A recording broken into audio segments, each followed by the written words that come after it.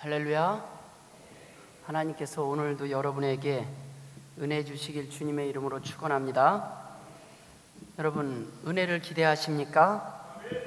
여러분이 기대하시든 기대하지 않든 여러분에게 하나님께서 이 시간 은혜 주시길 주님의 이름으로 다시 한번 축원드립니다.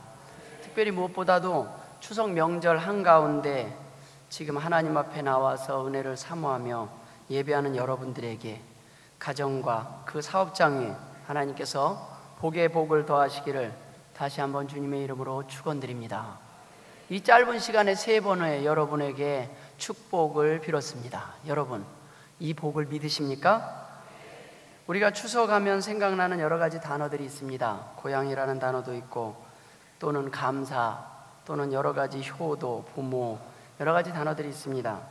그러나 이 추석 가운데 하나님께서 우리에게 원하시는 뜻이 있는 뜻은 과연 무엇인지 우리는 오늘 함께 은혜를 나누고자 합니다. 저는 오늘 본문을 통해서 나는 여호와의 이름을 부르리니라는 제목으로 하나님께서 이 시대에 이 나라에 사는 하나님의 백성, 하나님의 자녀에게 원하시는 하나님의 뜻을 전하고자 합니다.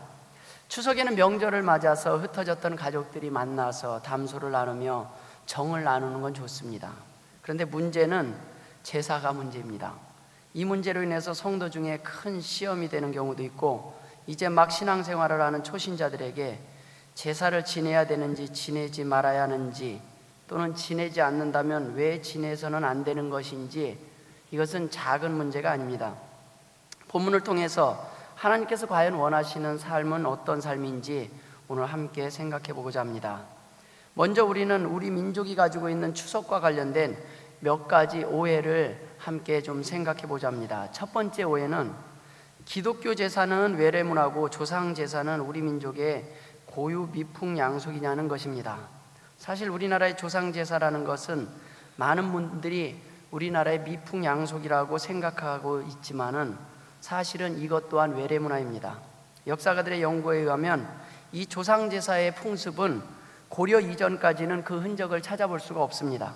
고려 말엽에 중국으로부터 유교의 성리학이 전래되면서 그때 도입된 것이 조상제사입니다. 그러니까 우리나라에서 그 이전에 제사가 없었다는 겁니다. 조상제사에 대해서는. 그러면 중국에서 유입된데 이 중국에서 제사는 처음에 어떻게 시작되었느냐? 중국에서조차도 처음 시작될 때는 이 조상제사가 아니고 살아있는 종손을 높이는 의미에서 종손을 가장 높은 곳에 앉혀놓고 제사 형식의 예를 갖추었습니다. 그러다가 처음에는 나라의 최고 어른인 황제에게만 제를 올리다가 점차 제후에게도 갔습니다. 그러니까 처음에 이 제사를 드리는 건 모든 평민들과 모든 사람들이 드린 것이 아니라 황제나 제한된 사람만이 제사를 드렸다는 것입니다. 그러나 춘추전국 시대에 이르러서는 평민들까지도 너희 부모만 훌륭하냐? 우리 부모도 훌륭한 분이다. 그런 의미에서 자기 부모님을 높이고 존경하는 예로서 살아있는 부모에게 제를 올리다가 나중에 이것이 조상에게까지 제를 지내게 된 것입니다. 그래서 처음에는 원래 조상제사가 살아계신 어른들을 높이는 예로서 시작되었다가 점차 죽은 사람들을 불러서 드리는 제사로 변질하게 된 것입니다. 오늘날 시행하고 있는 우리나라의 조상제사는 송나라 때 주자가 쓴 성리학의 이론을 뒷받침하고 그 이론을 근거로 드리고 있습니다. 이것 또한 유교를 국교로 삼은 조선의 태조에 의해서 민간에까지 장려된 것입니다. 태조 이성계가 순수한 마음으로 백성들을 생각하여 조상제사들을 드리도록 한 것도 아니고 그는 정치적인 이유로 이것을 권장하게 됩니다. 태조 이성계가 무력으로 정권을 탈취하고 국호를 조선이라고 했지만 민심을 잡지 못합니다. 그때 도덕성 상실과 정통성의 상실을 위기를 느끼고 있었을 때 그는 가까이 지내던 무학대사에게 아이디어를 구합니다. 그때 무학대사가 정권은 칼로 잡을 수 있으나 이반된 민심은 칼로 잡을 수 없으니 우리나라 사람들은 조상에 대한 효가 옛날부터 극진하니까 이것을 장려하면은 민심을 잡을 수 있을 거라고 자문합니다. 이 자문을 받아들여서 오늘날 조상제사를 많이 드리면 드릴수록 효자로 보이도록 그렇게 권장하고 장려한 것이 오늘날 우리 민족에게는 제사를 안 드리면, 조상제사를 안 드리면 불효자처럼 되고 제사를 많이 드리면 많이 드릴수록 효자처럼 보이게 된 것입니다. 이러고 볼 때 조상제사는 분명히 우리나라의 고유한 전통도 아니고 중국에서 유입된 문화요, 그것 또한 이 땅에서 한 사람의 아이디어에 의해서 토착화된 것입니다. 이것을 모르고 오늘날까지 하늘이 내려준 신조처럼 고집하며 주장하고 있는 것은 아직도 우리는 태조 이성계에게 쏟고 있는 것입니다. 이러한 제사 제도는 우리나라의 미풍양속이 아니고 분명한 외래 문화입니다. 또한 제사는 살아계신 어른을 높이고 존경하는 예로 출발했지만 이제는 변질되어서 죽은 조상에게 제사하는 것으로 바꾸어진 것이 오늘날 제사의 유래입니다. 여러분, 또 한 가지 우리가 생각해 볼 오해가 있습니다. 그것은 제사를 드려야 하느냐 드리지 말아야 하느냐의 문제입니다. 많은 사람들이, 그리스도인들은 예수 믿으면 제사를 드리지 않기 때문에 불효자인 것처럼, 부모를 잊어버린 사람처럼, 부모의 은혜를 잊어버린 것처럼 매도하는 경우도 있습니다. 오해하는 경우도 있습니다. 여러분에게 한 가지 묻겠습니다. 추석에 제사를 드려야 됩니까? 안 드려야 됩니까? 안 드려야 됩니까? 드려야 됩니까? 제사를 드려야 합니다. 많은 사람들이 지금 기독교를 오해하고 있는 것은 기독교인들이 제사를 안 드린다라는 말입니다. 아닙니다. 기독교인도 제사를 드립니다. 다른 것은 우리는 조상 제사가 아니라는 것입니다. 하나님께 드리는 영적 제사를 드린다는 것입니다. 여러분, 꼭 추석에 제사를 고집하십시오. 단지 기독교식으로 하자고 고집하십시오. 기독교식으로 우리의 신앙대로 고백하고 우리가 믿는 하나님을 향하여 드리는 제사를 고집하길 바랍니다. 누구에게 드리는 제사가 중요한 것입니다. 누구에게 드리는 제사냐가 중요하다는 것입니다. 오늘 여러분, 지금 여러분은 하나님 앞에 나와서 산제사 드리고 계심을 믿으시길 바랍니다. 누구에게 드리는 제사인가? 그거에 따라서 제사 드리는 방법이 다를 수밖에 없는 것입니다. 우리는 기독교식으로 드리는 제사를 원합니다. 사실 제사라는 말이 성경보다 더 많이 나오는 곳이 어디 있습니까? 다른 사람들은 추석 때나 입에 올리지만 제사장이라는 말도, 제사라는 말도 우리보다 더 많이 쓰는 사람도 많지 않을 것입니다. 우리는 날마다 제사에 대해서 생각합니다. 우리는 날마다 하나님 앞에 드리는 영적 제사, 산제사에 대해서 매주마다 생각하는 사람들입니다. 우리는 1년에 한 차례만 드리는 사람들이 아니라 날마다 하나님께 제사를 드리는 사람들입니다. 이것은 제사뿐 아닙니다. 장례에도 마찬가지입니다. 혼례도 마찬가지입니다. 우리의 효심이 다른 사람들보다 약해서가 아닙니다. 믿음이 달라서입니다. 누가 우리의 생사 화복을 주관하고 있느냐, 그것을 믿는 그 믿음이 다르다는 것입니다. 바로 믿음의 차이인 것입니다. 그러면 우리가 드리는 제사와 조상 제사와의 차이가 과연 무엇입니까? 왜 우리는 제사를 드리는 것입니까? 먼저 조상 제사, 우상 숭배는 우리 민간 신앙으로서 그 내용은 다음과 같습니다. 조상의 영은 생존하는 후손으로부터 죄를 받아야 살 수 있다고 생각합니다.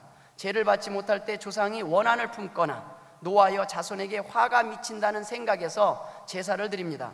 그러나 자손들이 조상에게 죄를 잘 올리면 생전에 품고 있던 원한까지도 풀어지게 되고, 그리고 복을 준다는 그런 민간 신앙이 우리 나라, 우리 민족의 조상 제사의 바탕에 깔려 있는 것입니다. 즉 죽은 조상이 후손에게 생사와 복을 줄 수 있는 신령으로 생각하는 것입니다. 자손들이 제사하면 조상의 신령이 와서 죄를 받고 자손들의 명복에 지대한 영향을 끼친다고 믿고 있는 신앙인 것입니다. 그래서 제사를 잘못 지내면 집안에 탈이 생기고 그의 운수가 좋지 못하다고 생각합니다. 집안에 무슨 우환이 생기면 조상이 화가 났든지 묘토를 잘못 잡아서 그렇다고 하고 구술하여 조상신을 달래줘야 한다고 생각합니다. 이것이 조상 숭배의 이유입니다. 결국 제사의 목적은 무엇입니까? 자손들의 형통함과 복을 구하는 데 있다는 것입니다. 이것은 우리와 다르지 않습니다. 우리가 하나님 앞에 예배드리고 우리가 하나님 앞에 하나님께서 생사와 복을 주관하시는 분임을 믿고 하나님 안에 믿음 안에서 복을 받기를 구하는 그것과 다르지 않다는 것입니다. 때문에 우리는 더더욱 하나님께 제사를 드려야 함을 믿으시길 바랍니다. 여러분, 성경에는 한 번 죽는 것은 사람에게 정해진 것이요 그 후에는 심판이 있으리니라고 말씀하고 있습니다. 한 번 죽으면 영원한 나라로 이사함으로써 더 이상 이 세상에서 유리하거나 방황하지 않는다는 것입니다. 때문에 그 자손에게 어떤 영향력을 행사할 수 없습니다. 한 번 죽으면 그것으로 끝입니다. 조상이 그 후손을 어떻게 한다는 것은 결코 있을 수 없는 일입니다. 만약 죽어서도 화복을 줄 수 있는 존재가 조상신이라면 자신의 미래의 복도 결정할 수 있는 존재라는 것을 말합니다. 여러분, 죽어서도 자기가 천당과 지옥을 선택할 수 있다는 것입니다. 죽어서도 그는 다시 살 수 있는 힘도 가질 수 있다는 것입니다. 죽은 후에 지옥도 안 가고 살 수 있다는 말입니다. 죽어서도 자신이 이 땅에서 이루지 못한 것들을 풀 수 있다는 것입니다. 여러분, 여러분에게 원한을 품고 죽은 조상이 있다면 지금도 여러분에게 해꾸지를 하려고 할 것입니다. 여러분, 만약에 죽어서도 자신의 또 서로 다른 자신의 후손들이 복을 받기 위해서 다른 사람, 다른 후손들의 복을 빼앗기 위해서 서로 죽고 죽이는 조상신의 전쟁들이 매일 일어난다면 여러분 믿으시겠습니까? 지금 그 조상들이 죽어서도 편히 있지 못하고 죽어서 천국이나 지옥으로 결정되는 것이 아니라 죽어서도 이 땅에서도 지긋지긋하게 싸웠는데 죽어서조차 서로 자기 후손들에게 복을 주기 위해서 싸우고 있다는 결론이 나오게 됩니다. 여러분, 우리 민속신앙에 의거해서 제사할 때 조상의 혼백이 친히 와서 제를 받아서 제사를 잘 지내는 자손은 잘 되고 잘 지내지 않는 후손은 화가 미친다고 한다면 저 같은 사람은 망해도 여러 번 망했을 것입니다. 그리스도인들은 다 망해야 했을 것입니다. 여기 있는 분들 다 망하셨습니까? 아닙니다. 도리어 우리는 복받아서 잘 살고 있습니다. 사람은 일단 목숨이 끊어지면 그것으로 끝나지만 죽은 조상의 혼백이 이 땅에서 유리하면서 자손에게 복을 주는 것도 아니고 우환을 주는 것도 아닙니다. 그러면 제사할 때 혼백이 온다는 말은 무엇입니까? 조상의 혼백이 온다는 것은 일평생 동안 그와 함께 살던 조상의 귀신이 온다는 것입니다. 점을 하거나 구슬할 때 부르는 혼백은 조상의 혼백이 아니라 사단의 졸개 귀신들을 부르는 행동인 것입니다. 하나님을 믿는 성도들에게는 하나님의 천사가 우리를 수종들면서 도와주지만 하나님을 알지 못하는 자들은 사단의 권세 아래서 사단의 지배와 그의 영역 안에서 살게 되기 때문에 자신이 알든지 모르든지 귀신이 늘 함께하고 있는 것입니다. 그러므로 그와 함께 살았던 귀신은 누구보다도 그의 행적을 잘 알고 있습니다. 무엇을 두려워하는지도 알고 있습니다. 약점도 알고 있습니다. 왜 꼭 우리나라 귀신은 소복을 입고 미국 귀신은 양복을 입고 나타납니까? 이것이 바로 귀신이 하는 짓이라는 것입니다. 우리나라 사람에게는 우리나라 사람으로 모습으로 나타난다는 것입니다. 여러분, 여러분의 죽은 부모의 모습으로 나타날 때 한복을 입지 않고 양복을 입고 나타난다면 여러분 자신의 부모라고 믿겠습니까?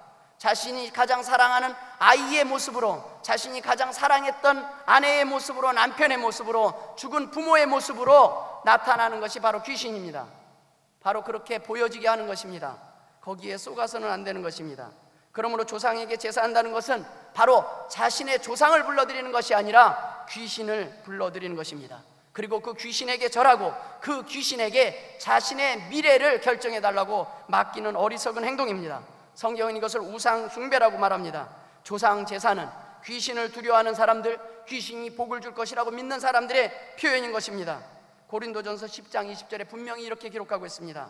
무릇 이방인이 제사하는 것은 귀신에게 하는 것이요 하나님께 제사하는 것이 아니니 나는 너희가 귀신과 교제하는 자가 되기를 원치 아니하노라. 여러분, 요한일서 3장 8절에는 하나님의 아들이 나타난 것은 마귀의 일을 멸하려 하심이라고 기록하고 있습니다. 여러분, 마귀를 이기는 일, 귀신을 물리치는 일은 오직 주 예수 그리스도를 영접하는 길밖에 없음을 믿으시길 바랍니다.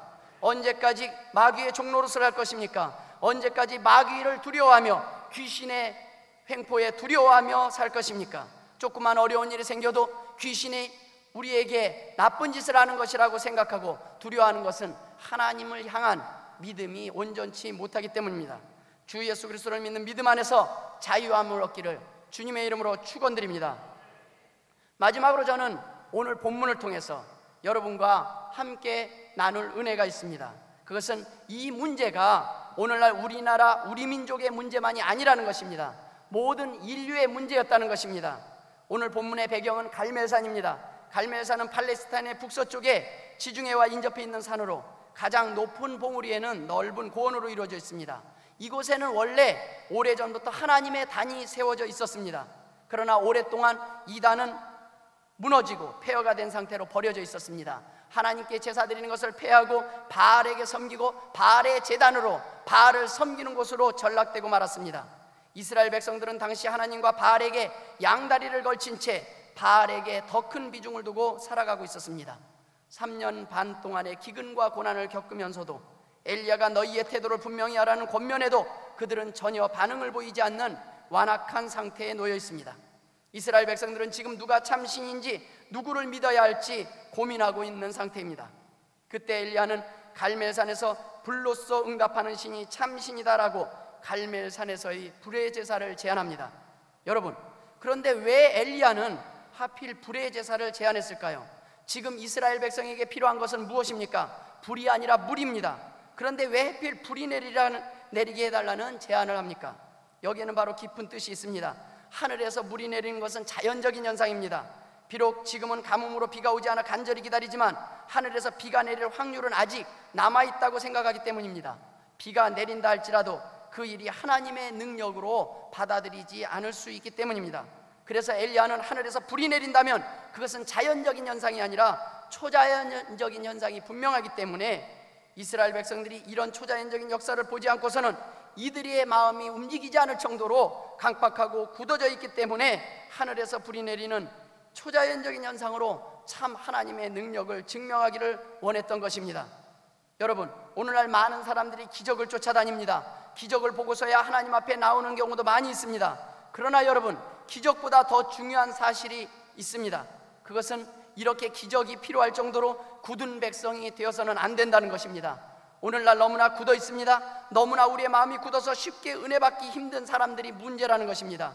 쉽게 웃기기 힘든 사람들, 쉽게 화해하기 힘든 사람들이 되어서는 안 됩니다. 이 시간 모인 여러분은 쉽게 은혜 받는 가난한 심령을 소유한 복된 성도들이 되기를 주님의 이름으로 축원합니다. 요즘 교인들 은혜 받게 하기 너무 힘듭니다. 웬만한 사람 초청해서 꿈쩍도 하지 않습니다. 오죽하면 천국과 지옥을 보았다는 사람들까지 많이 나타나고 있습니다. 그래도 움직이지 않습니다. 이제는 자칭 예수라는 사람들까지 나타납니다. 이제는 이런저런 얘기들에 놀라지 않습니다. 변하지 않습니다. 웬만한 설교를 듣고서는 그저 그러려니 합니다. 안타깝게도 기적을 보면 믿겠다고 하는 백성은 기적을 보여줘도 믿지 못한다는 것을 우리는 알아야 합니다. 이스라엘 백성이 기적을 보지 못해서 불순종한 것이 아닙니다. 이스라엘 백성들은 수많은 기적을 보았음에도 불구하고 하나님 앞에 불순종하였던 백성이 바로 이스라엘 백성이었습니다. 여러분, 예수보다 더 위대한 설교자를 기대하지 마십시오. 예수님보다 더 위대한 선지자를 기대하지 마십시오. 부활보다 더 큰 기적을 기대하지 마십시오. 중요한 것은 설교자가 아니라, 전하는 자가 아니라, 기적이 아니라 우리의 마음이 굳어져 있고 강팍해 있어서 그리스도의 복음이 하나님의 뜻이 전해짐에도 불구하고 우리가 거부하고 불순종하는 안타까운 백성이 아닌지 살펴보아야 한다는 것입니다. 이때 엘리야가 한 제안은 바알신을 숭배하는 사람들에게는 유리한 제안이었습니다. 그들이 믿고 있는 그대로라면 자신 있는 그들의 종목입니다. 왜냐하면 그들이 믿고 있던 바알신은 수많은 자연현상을 지배하는 신으로 그들은 믿고 있었기 때문입니다. 엘리야의 제안은 그들이 믿듯이 바알신이 참신이라면 거부할 이유가 없는 제안이었습니다. 그런 제안을 내놓고 엘리야는 이제 그곳에 단을 수축하고 단 주변에 도랑을 팝니다. 지금 엘리야는 정신 나간 행동을 하고 있습니다. 하늘에서 불이 내려와서 제단에 제물을 태워야 하는데 엘리야는 제단을 쌓은 그 둘레에 도랑을 파고 거기 물 12동이를 갖다 붓습니다. 제물과 나무는 물에 푹 젖었고 파놓은 도랑까지 물이 흘러넘쳤습니다. 엘리야의 이러한 이상한 행동은, 이해되지 않는 행동은 그의 믿음이 얼마나 확실한 믿음에 기초를 하고 있는지가 나타나고 있습니다. 3년 동안의 가뭄을 통해 제단의 나무와 모든 산천 초목들은 말라 있었습니다. 작은 불씨에도 불구하고 확 타버릴 수 있습니다. 작은 불똥만 튀어도 타버릴 수 있습니다. 엘리야는 그런 인간적인 속임수를 쓰지 않겠다는 표현입니다. 전적으로 하나님의 능력이 이 제물을 태울 수 있다는 믿음이 있었습니다. 하나님의 능력이 외형적인 의식에 있는 것이 아니라 바로 믿음에 의해서 나타남을 엘리야는 고백하고 있는 것입니다. 바로 이것이 믿음의 제사요 믿음의 예배입니다. 이방인들은, 바알의 선지자들은 크게 소리를 지릅니다. 춤을 추고 난리법석을 떱니다. 그들은 난폭하게 뛰면서 광기 어린 몸짓을 합니다. 그들은 채찍으로 자기 몸에 매질하고 칼로 창으로 자기 몸을 자해하면서 피를 흘리며 미친 듯이 부르짖고 있습니다. 뭔가 금방이라도 불이 떨어질 것 같은 분위기입니다. 아침부터 저녁까지 부르짖습니다. 그러나 그들의 기도에 불의 응답은 없었습니다. 여러분, 믿음의 기도가 빠지면 오늘 우리의 찬양과 기도가 바알 선지자의 기도와 다른 것이 무엇입니까? 오늘 우리의 모든 예배가 바알 선지자의 기도와 다른 것이 무엇입니까? 중요한 것은 그들의 신이, 그들이 부르는 하나님이 없는 것이 아니었다는 것입니다. 그들이 믿고 있었던, 알고 있었던 신이 잘못된 신이라는 것입니다. 오늘날 이 시대도 마찬가지입니다. 하나님이라고 부르지만 혹시 여러분이 부르는 하나님이 다른 하나님은 아닙니까? 오늘 본문 21절에 보면 그들에게도 하나님이 있었습니다. 그들은 바알을 하나님으로 알고 있었습니다. 그것이 문제였던 것입니다. 오늘날 우리나라는 여러 사람들이 하늘님이라고, 하느님이라고, 하나님이라고 여러 가지 명칭을 통해서 부를 수도 있습니다. 그러나 그 명칭보다 더 중요한 것은 야곱의 하나님이냐, 아브라함의 하나님이냐, 이스라엘의 하나님이냐, 그것이 중요한 것입니다. 오늘 이 시간에 모인 여러분들, 엘리야의 하나님, 야곱의 하나님이 여러분의 하나님 되시기를 주님의 이름으로 축원합니다. 그 고백이 바로 오늘 본문의 엘리야의 나는 여호와의 이름을 부르리니라는 고백입니다. 여러분, 엘리야가 불렀던 그 하나님은 야곱의 하나님이었습니다. 이스라엘과 함께 하셨던 그 하나님이었습니다. 살아계신 참 하나님이었습니다. 그 하나님을 불렀을 때 불의 응답을 경험하게 됩니다. 많은 성도들이 오늘날 헌신하는 모습을 봅니다. 열심도 보입니다. 그러나 이 모든 열심과 헌신 이전에 중요한 것이 있습니다. 그것은 바로 참된 믿음입니다. 흔들리지 않는 믿음입니다. 그렇지 않으면 실족하게 됩니다. 신자가 처음에 열심히 헌신하다가 어느 날 갑자기 실족하는 경우를 봅니다. 대부분 그 이유가 무엇입니까? 그것은 바로 믿음의 기초가 약해서입니다. 하나님께 대한 믿음이 온전치 못하기 때문입니다. 때문에 이전에 경험하지 못한 일이나 자신의 믿음으로 감당할 수 없는 일들이 생길 때 두려워서 떠는 것입니다. 흔들리고 낙심하고 마는 것입니다. 그러나 엘리야의 기도는 오늘 믿음의 행위로 드러납니다. 그 마음에 하나님에 대한 능력의 확실성을 믿었기에 그는 인간의 속임수가 통할 수 있는 모든 방법을 다 제거합니다. 전적으로 하나님만을 신뢰한다는 표현입니다. 여기에 우리 신앙생활에 중요한 원리가 있습니다. 하나님의 기도 응답은 인간의 피땀에 감동되어 나타나는 것이 아니라는 것입니다.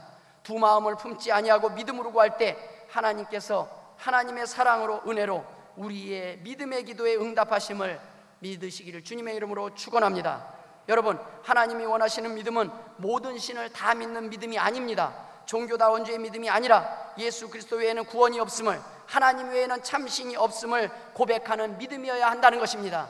영화에 보면은 위급한 일이 생기면 하나님, 부처님, 석가모니 이것저것 다 부르는 내용의 멘트를 볼 때가 있습니다.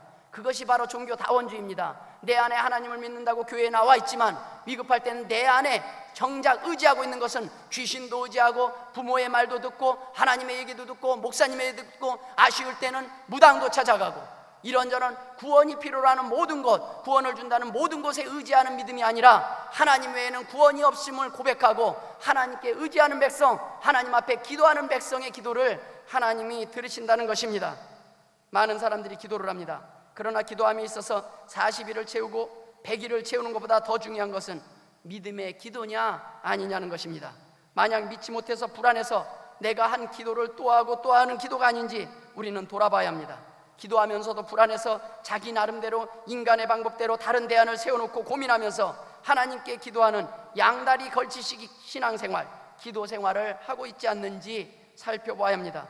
하나님께서는 우리의 중심을 보시는 분입니다. 우리 안에 하나님 앞에 믿지도 않으면서 하나님 앞에 기도하고 자신은 믿지도 않으면서 다른 사람에게만 기도에 부탁을 하고 다른 오래 기도한 사람, 많이 기도한 사람에게 기도 부탁하면 특별한 능력이 있어서 내 기도는 듣지 않으셔도 하나님이 저 사람의 기도는 들어줄 거라고 혹시 생각하는 사람이 있습니까?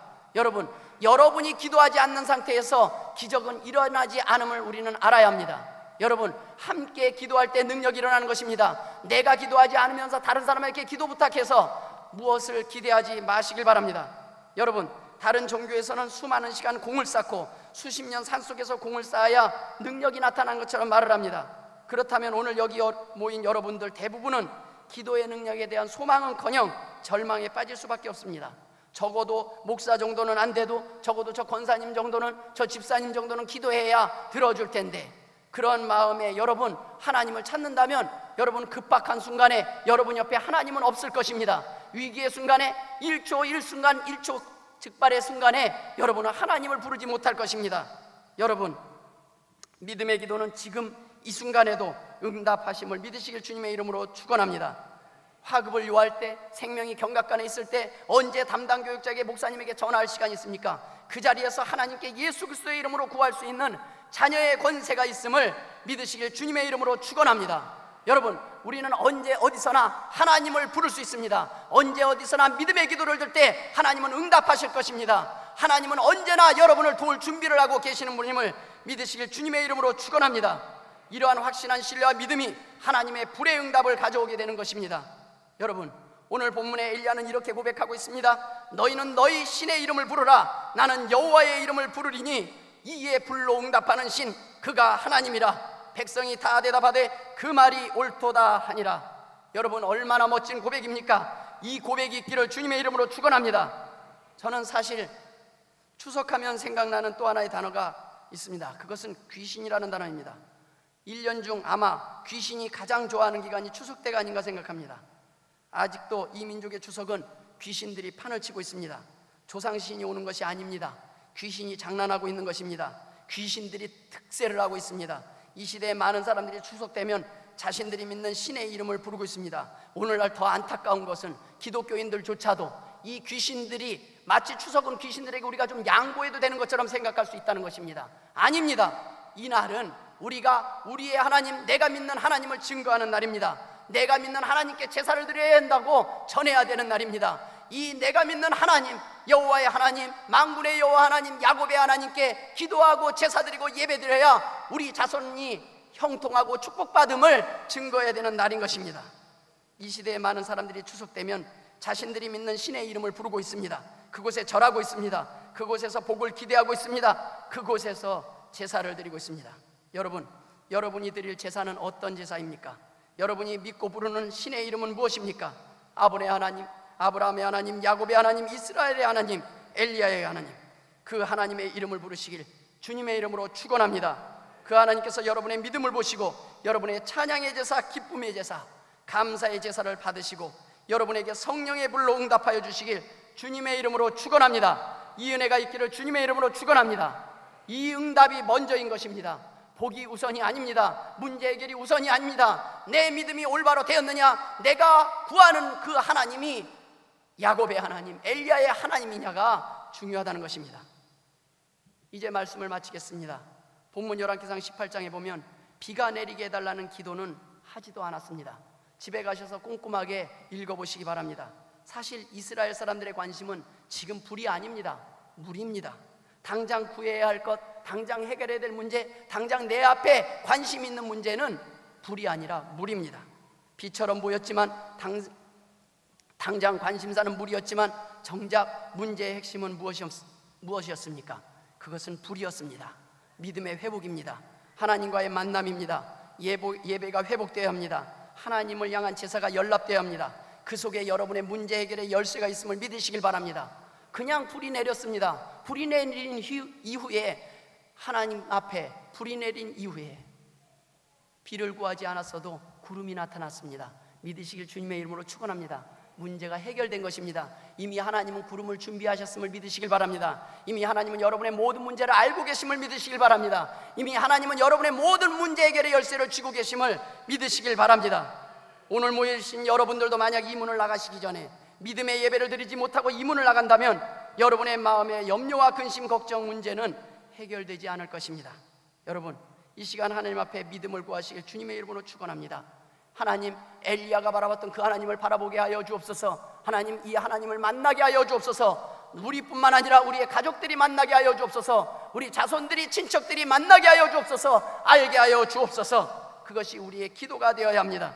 여러분, 믿음의 제사를 드리고 돌아가실 때 하나님께서 여러분의 모든 문제들을 책임져 주실 줄 믿습니다. 해결해 주실 줄 믿습니다. 여러분뿐만 아니라 여러분 자손 만대에 복의 복을 더하실 줄 믿습니다.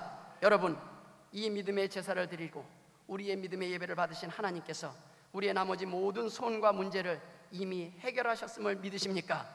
이제 기쁜 마음으로 돌아가시길 바랍니다. 이제 즐거운 명절 보내시길 바랍니다. 여러분의 모든 문제를 하나님께 맡기고 하나님 앞에 복을 구하는 주의 백성들에게 하나님께서 어찌 능력이 있으신 하나님, 전능하신 하나님께서 복의 복을 더하여 주시지 않겠습니까? 여러분, 오늘 잘 선택하셨습니다. 집에 함께 있는 것도 중요합니다. 그러나 더욱 중요한 것은 하나님 앞에 제사 드리는 일입니다. 여러분, 오늘 잘 오셨습니다. 여러분, 하나님을 만나셨습니까? 하나님을 만나고 돌아가시는 복된 성도가 되기를 주님의 이름으로 축원합니다. 기도하겠습니다. 전능하신 아버지 하나님, 은혜를 감사드립니다. 엘리야의 하나님, 이 시대에 우리 민족에게도 나타나 주옵소서. 하나님 앞에 예배드리러 나오는 주의 백성들에게 불로써 응답하여 주옵소서. 아버지 하나님, 우리 일가 친척 가운데 하나님을 모르는 백성들이 있습니까? 아직도 그들이 믿는 조상신에게, 그들이 믿는 귀신에게 절해야 복을 준다고 믿는 아버지 하나님 친척들이 있습니까? 하나님, 우리의 믿음을 증거하게 하여 주옵소서. 우리의 믿음을 고백하게 하여 주옵소서. 우리의 믿음이 참된 믿음임을 드러내게 하여 주옵소서. 감사하며 예수님의 이름으로 기도드리옵나이다. 아멘.